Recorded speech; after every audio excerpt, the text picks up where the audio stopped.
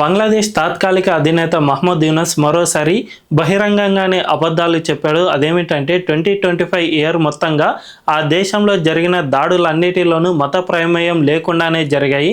అంటే ఆ దేశంలో హిందువులను అండ్ బౌద్ధులు, క్రైస్తవులు వీళ్ళందరిపై జరిగిన దాడులన్నీ కూడా మత ప్రమేయం లేకుండా జస్ట్ రాజకీయంగానో లేదంటే ఇతరత్ర ఘర్షణల్లో వీళ్ళంతా చనిపోయారు, అంతే తప్ప మా దేశంలో మతపరమైన వివక్ష ఎక్కడా కూడా లేదు అని ఆయన స్పష్టమైన ప్రకటన చేశారు. దీన్ని ఆ దేశంలోని సిక్కు, బౌద్ధ, హిందూ సంఘాలు పూర్తిగా ఖండించాయి.